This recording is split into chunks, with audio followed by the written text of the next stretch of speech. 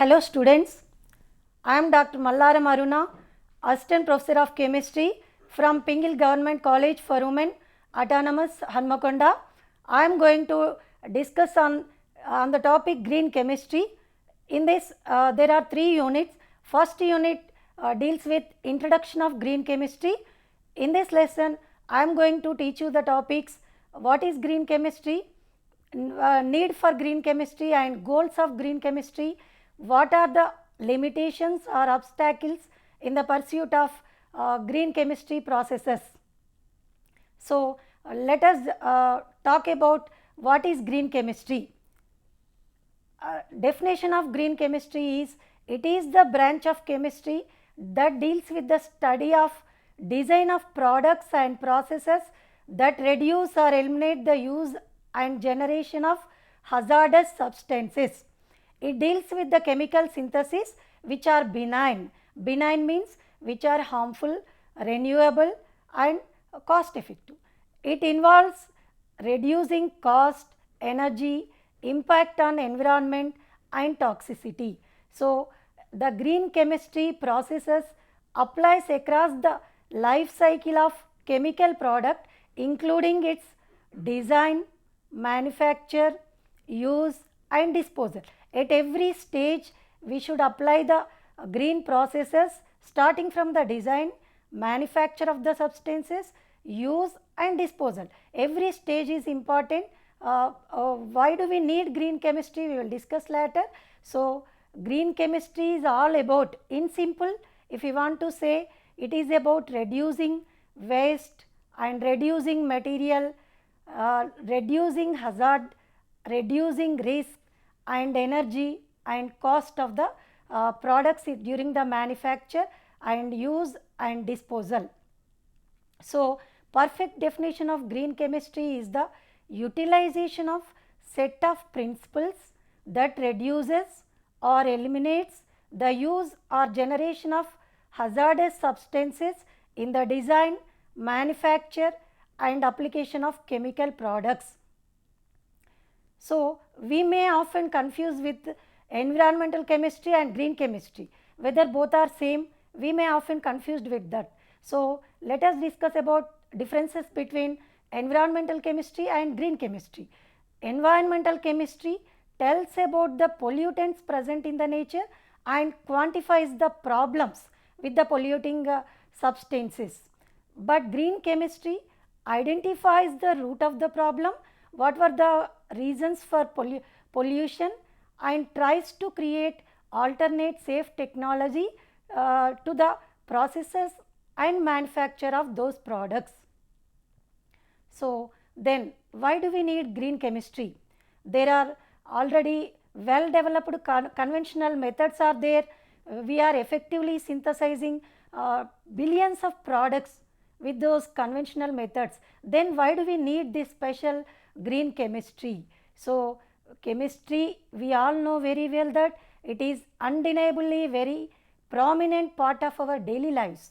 Without chemistry, it would be extremely hard for us to live. We need chemistry and chemicals for everything we do. Chemical developments also bring environmental problems and harmful side effects which result in the need for green chemical products. Of course, I can't deny the fact that more number of chemical products in the industry level, manufacturing, pharmaceutical side, textiles, whatever may be, improved our quality of life. But at the same time, those products and processes brought so many environmental problems and human health also. They are affecting human health, they are polluting air, water and soil at the same time. More number of chemical wastes and products, heavy metals are entering into food chain also. So, thereby affecting the human health simultaneously. So, because of human health and environmental effects, thereby economical conditions also go in vain. So, because of that, we need to adopt green processes and green synthesis, separate technology, alternate technology to the conventional methods. So, the chemical industry releases about 5 million tons of chemical waste annually to the environment. So, for disposal of that waste products, we are spending dollars of money for the treatment, control and disposal, not only for the manufacture of the substances, but to treat the wastage and to control the adverse effects. For disposal, we are spending billions of dollars on the disposal. So, we need to find out the alternates. The alternate technology should be in that way that reduces wastage or formation of byproducts. Secondly, using renewable sources and green resources which are not harmful, not toxic, and at the same time during application or during disposal, they should not be harmful to the environment, soil, water, air. We should see the toxic nature, and we should consider the safe disposal methods.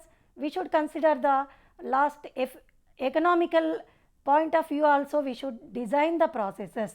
It should not be more cost effective and more complex.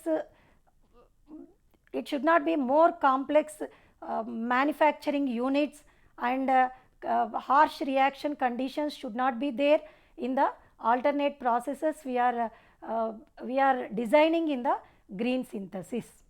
So, coming to history of green chemistry concept was introduced in the year 1990 in the as a part of Pollution Prevention Act. This was term green chemistry or green chemistry synthesis was introduced by the scientist Paul Anastas.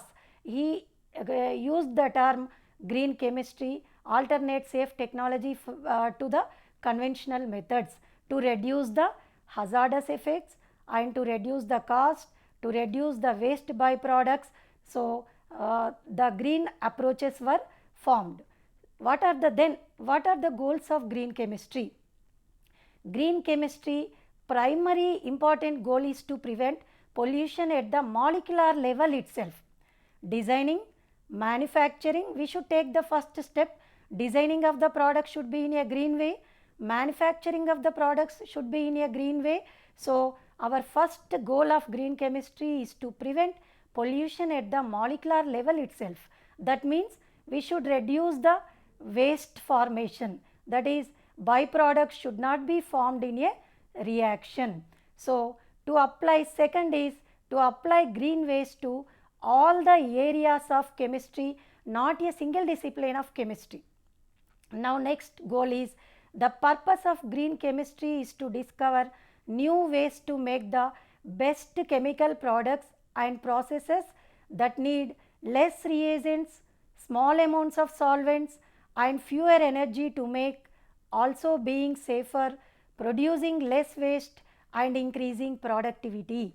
So, while doing a chemical reactions, we use not only the reactants, we use lot of reagents and solvents we use. So, solvents also play choosing of solvents also play very important role, because these solvents also cause pollution to the soil, water and air also. So, we should be very careful while choosing the solvents in a reaction. So, we will discuss separately how to reduce the byproducts formed, how to use the better solvents for a reaction to be green synthesis. So, how to lower the energy consumption, how to fix the conditions which are safer, producing less waste and greater productivity. So, we will discuss one by one in the coming lessons. So, then what are the already scientists have developed many processes alternate to the conventional methods which are considered to be green methods. Then implementation is not up to the mark. When we observe the industry level production, there is lot of pollution still from industries, especially from textile industries and pharmaceutical industries, or maybe other metal industries and steel industries. If we observe, lots of waste products are evolved into, or they are thrown into the rivers, or they are evolved into the air, making the surroundings very toxic. So, what are the reasons? The reasons are nothing but they are not adopting the green processes completely. So, what were the reasons? What were the reasons that they are not taking into consideration of green processes? What are their limitations? What are the obstacles they are facing in implementation of green synthesis or green way of manufacturing the products? We should think that. So, let us discuss what are the obstacles in that. Availability of green technologies. Of course, for many there are many viable green technologies for designing or manufacturing of chemical products, but still for many reactions the synthesis were not we are not having the viable solutions for green producing chemical products. If you observe nitration of benzene, Friedel-Crafts alkylation, acylation, sulfonation reactions, the green synthesis were not described now so far. So, the industries are continuing the technology with using large amount of acids, alkalis and other reagents they are using, and they are disposing those chemicals. After the manufacturing they are disposing the chemicals into water or soil. With that lot of pollution is occurring. So, this should be taken into consideration for production of all chemical products. There should be we should develop a green technologies. For this the industries, academicians, academic institutions and research development organizations are developing so many technologies, but they are not up to the mark of industrialization. That is, the technology either the technology is not available to the industries, or the technology is not suitable or cost effective, or it is not feasible that industries can adopt those processes. So, there should be interconnection between the industries and academic institutions and research and development organizations, because many processes every day we are seeing in the research journals that there are new technologies which are considered to be very green and eco-friendly and economically viable we are seeing, but they are not scaled up to the mark for commercial producing products. So, to scale up and commercialization of the green synthesis, there should be a good communication or connection between the industry and academic institutions and research and development organizations. This should be done, then only we can proceed, industries can proceed with the green technologies. So, connecting the green chemistry solutions provides to the industry. Next obstacle, important obstacle is understanding of basic principles. Only the academicians, research and development organizations are completely aware of the basic principles of green chemistry. What to be followed? There are 12 important green chemistry principles were framed to reduce the toxic effect, hazardous effect and solvent greener solvents, how to use greener technologies, good analytical techniques and to prevent accidents. The technology and the theory behind that is available or understandable only to the academicians and research development organizations. So, industries also should understand the basic principles of green chemistry, then only they can implement the goals of green chemistry up to the mark. So, there is a myth that now fifth major obstacle is green chemistry. They think that green chemistry is costly, complex and not viable for small industries, that is small scale organizations, small and medium organizations. The adopting or implementing green technology is not suitable. Only large scale productions only we can use the green technologies, and it is also costly and complex. The instruments are costly, cost effective and we cannot use. That is not true. When compared to conventional methods, green chemistry techniques and tools are very cheaper and cost effective, also economical, and it requires lesser time, energy consumption is also very less.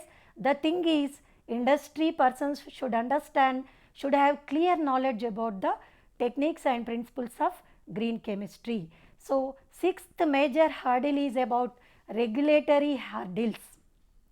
This is faced by the pharmaceutical industries. What are the regulatory hurdles?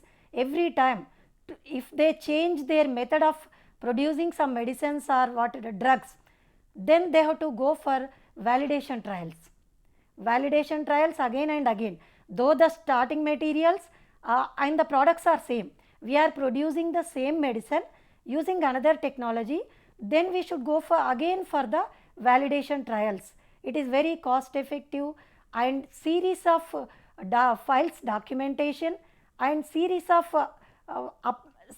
approvals we have to take from the internal agencies and external agencies for the approval of those medicines. Of course, the products are same, the medicines are same, but we have changed the method.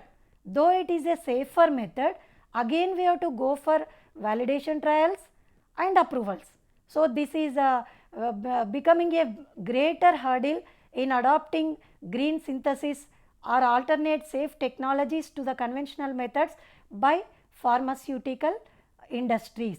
So, this should be addressed by the government and takes proper measures to make that policies easy. So, now we should discuss one important is that industries and academicians should understand well about what are the 12 principles of green chemistry. So, these 12 principles deals with the major to approach the green way of synthesis of products. We should take all these 12 principles into consideration. The first one is pollution prevention, that is reduction of waste or reduction or elimination of formation of the byproducts in a reaction. First thing is that. Second one is atom economy. Atom economy means when we reduce the formation of byproducts or waste, automatically that reaction is said to be followed atom economy and 100% yield is produced in the reaction.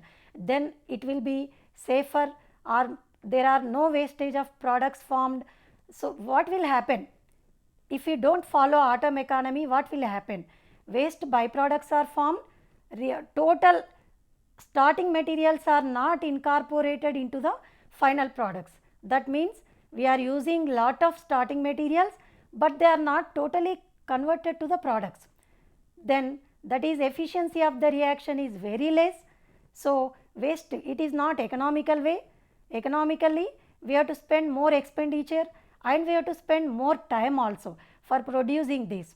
So, we should follow while synthesis, we should follow at the molecular level itself, atom economy should be followed for every reaction. Then only if waste byproducts are formed, what will happen? That waste byproducts, in order to remove that waste byproducts, we have to do purification process that involves distillation, fractionalization, recrystallization. Again in that we have to use so many chemicals we should use and they should be disposed. Even during recovery also we may not get total product, our desired product may not come out properly. So, we should careful about atom economy and pollution prevention. Third one is less hazardous chemical synthesis. We should plan to use less hazardous chemical synthesis, chemical products, starting materials and solvents. Fourth one, designing safer chemicals.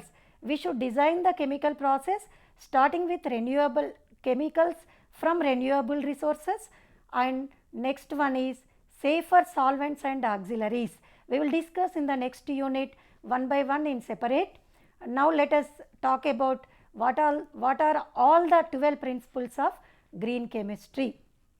Design for energy efficiency. We should design the reactions which involves consumption of lower energy, that is high temperatures, high pressures and lot of reagents, all and large time reaction timings, all this should be reduced during the chemical synthesis.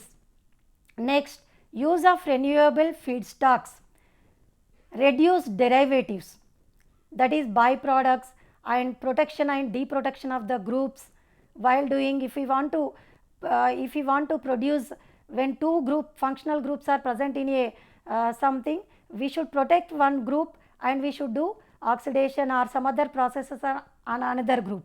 If we avoid protection and deprotection, then also lot of time will be saved, lot of chemicals involved in it will be saved, and at the same time energy consumed will be lessened. So we have to consider to reduce derivatives. If we can use to lower the energy consumption, we can use catalysts. Catalytic reactions are very useful in green synthesis. Now, design for degradation.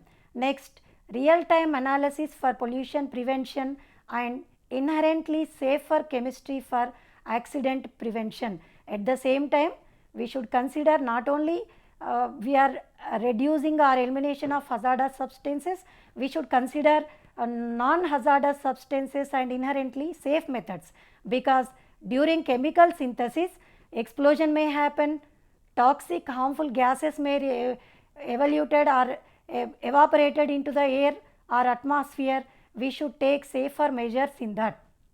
So, these are the 12 principles. One by one we can discuss in detail. So, in this lesson, this is the unit 1, introduction of green chemistry. In this, the important questions are: define green chemistry is one important question from your syllabus. Then what is green chemistry? What are the important goals of green chemistry? Next thing is, what are the obstacles in pursuit of goals of green chemistry? Next, what are the 12 principles of green chemistry? These 12 important principles were framed for green way of synthesis, approach to the synthesis of products in a safer way and economical way. So, we can, when we apply green chemistry principles to all the procedures or processes, the final products will be safer even for use also. We should think about, not only we have discussed so far only about the manufacturing and designing, we should think about the application also. While application of the products also, there should not be any harmful side effects, and after the use also we should take care of the disposal of the products also. The products disposal should be biodegradable in nature. We should take care of that thing, very important, biodegradability and renewable resources. What will happen if the used products are biodegradable? They will be easily disposed into the earth, so that no pollution or no side effects, or that will not be entered our food chain, so that they will not affect our human health. So, this is about the introduction of green chemistry. We should have a clear idea about green chemistry principles. What do we think? Green chemistry is a separate chemistry. Green chemistry is, we should understand that green chemistry is not a separate chemistry. It does not change the facts or principles of chemistry that need to be taught. It only adds a new dimension to our thought processes, in which chemistry is integrated into the world around us. So, it should not be considered that it is a separate part of the chemistry. We should take care about the design, manufacture, application, and at the same time disposal of the products. At 4 stages we should apply the at every stage we should take the green synthesis or green approaches at every stage. Considering one stage, that is at designing of the designing and manufacture, for some synthesis of some products, they are taking care at the stage of synthesis, designing and manufacturing, but they are not taking care about the application and disposal. So, we should consider, or we should apply the philosophy or approach of green chemistry to every stage, then only the whole process is considered to be green process. So, green chemistry can also be considered as a sustainable chemistry. So, sustainable means it is applicable holistic approach to the safer and non-hazardous way. In all the green chemistry topics, we deal with how to get approach to the safer synthesis, safer non-hazardous, non-toxic synthesis of production of the chemicals or other products. So, in all these lessons, we discuss 12 principles, starting from atom economy, that is incorporation of starting materials into the final products, and renewable starting materials, biodegradable starting materials, use of greener solvents which are not harmful and disposal is easy if possible without the solvents. The processes which use no solvent reactions are preferred. If it is compulsory to use solvents, use the safer solvents like water or ionic liquids and supercritical fluids like carbon dioxide and polyethylene glycol. We should proceed with the reactions with greener solvents. So, we should then coming to catalytic reactions are considered to be more safer because they reduce the consumption of energy and they reduce the time of reaction also. So, we should go with the processes that are involved in catalyst. In the catalytic processes also, we should take biocatalysis or enzyme catalysis, which is the safer way to synthesize many products. For many reactions like hydrolysis, oxidation and reduction reactions, we can use enzyme catalysis, enzymes or biocatalysts as the catalytic reactions. Coming to in order to avoid accidents, what are the safe measures taken? We should be careful about the instrumental, that is analytical techniques and tools, equipment to reduce the hazards or explosion. So, while handling with the chemicals, explosion may take place or toxic gases may be evaporated into that. We have to design the safer way for that even the harmful gases are evolved. What are the inherent safe technology we should apply? This all should be taken into consideration while synthesizing the products and processes. So, green chemistry should not be confused with the environmental chemistry.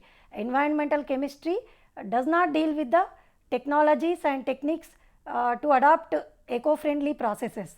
It only quantifies the problems. The green chemistry is only the approach for production and synthesis of the products.